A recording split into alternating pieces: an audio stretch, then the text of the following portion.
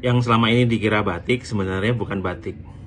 Halo teman-teman, selamat Hari Batik Nasional. Jadi selama ini tuh banyak orang yang salah kaprah ya tentang batik ya. Jadi ada batik namanya batik print. Itu sebenarnya bukan batik ya, tetapi itu adalah tekstil bermotif batik.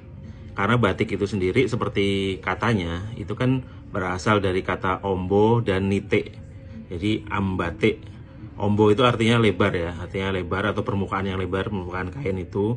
Lalu nitik itu adalah aktivitas menitik-nitik itu dengan lilin atau malam ya.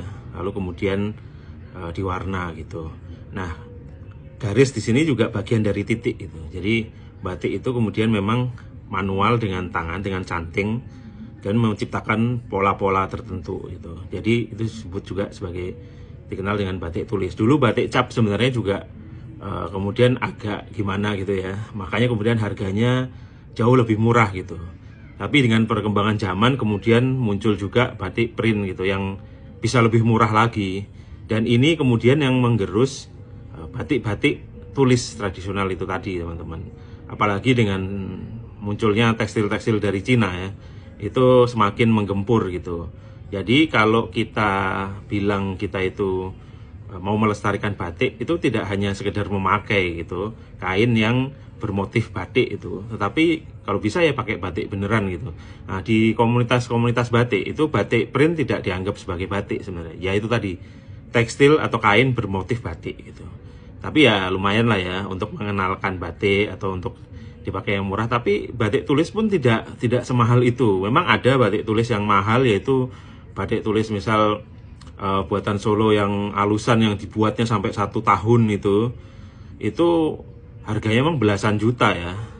Tetapi ada juga batik-batik yang selembarnya itu sejuta, bahkan di bawah sejuta. Ini seperti yang saya pakai ini batik tulis Tuban.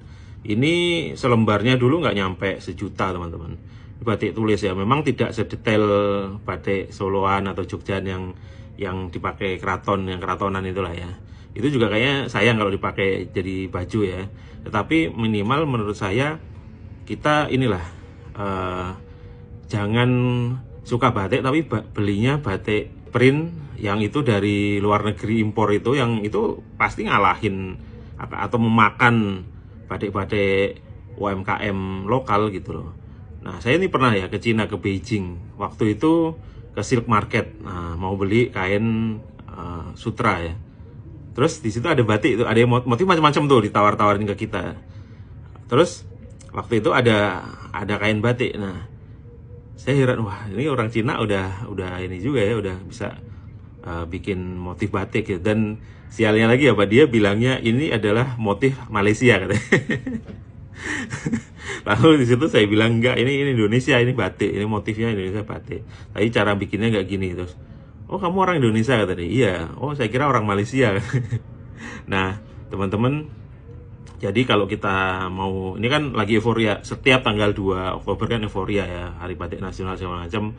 Nah, tunjukkanlah kecintaan kepada batik itu ya dengan cara membeli batik yang benar-benar batik gitu, bukan tekstil bermotif batik yang membanjiri pasar tekstil dari luar negeri. Dan itu sudah lama sih sudah dikeluhkan gitu, tapi ya gitu ya eksis gitu. Gimana mereka bisa dengan baju jadi jauh lebih murah gitu, sementara kalau kita batik beli bahannya aja udah agak mahal gitu, belum jahitnya juga. Kalau jahit ini kan ongkosnya udah di atas 100.000 sendiri ya kalau di Jakarta ya, belum bahannya segala macam, jadi kesannya jadi mahal gitu.